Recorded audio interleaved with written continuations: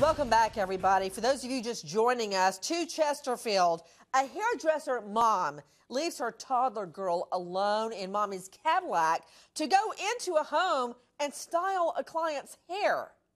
The baby girl strangles herself in mommy's partially open window. Police say the little girl's head got caught between a car window and the door frame when she was left unattended in her mother's car. Horrible tragedy. Natasha says her sister did visit a friend. Neighbors there reported Inge was there styling someone's hair, but loved ones dispute that. Well, you don't know the whole story. Michael Bohr, WOAI. What? Let me get this straight. Mommy's a hairdresser. She goes into a client's home to do their hair and leaves the baby in the car? Why? You know, Nancy, you ask any parent of a 2-year-old and they'll tell you, you leave the child alone for 2 seconds and the child starts screaming their head off. This mom left her 2-year-old child inside of a car for at least 5 minutes while she was inside of this home doing hair, chatting with some friends. Clark Goldband, what kind of hair was that? 5 minutes? She did somebody's hair in 5 minutes? I'm not buying that 5-minute estimation. Well, Nancy, if you went in to do somebody's hair, it took a lot longer than 5 minutes. I mean, you're married. Where's Clark?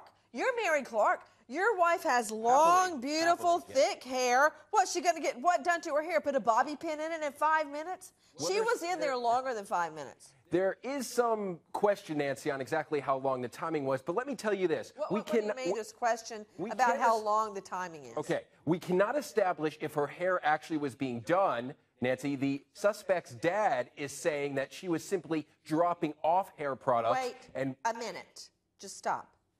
Clark, the police, isn't it true?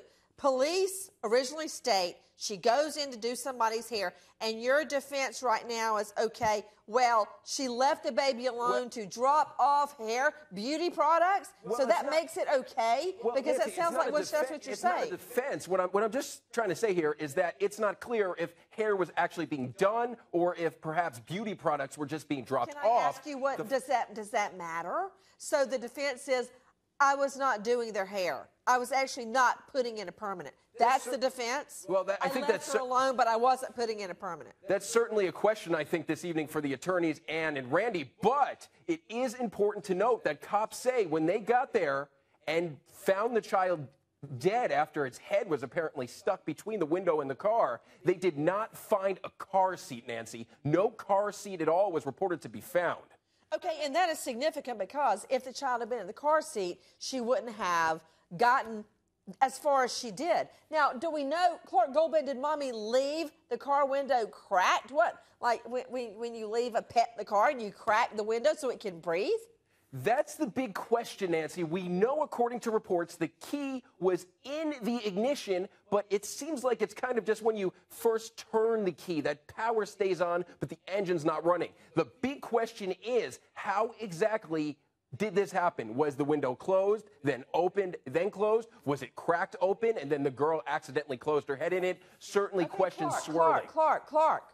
So your question is, did the little girl use the power window? That's not my question. My question is better put to the lawyers.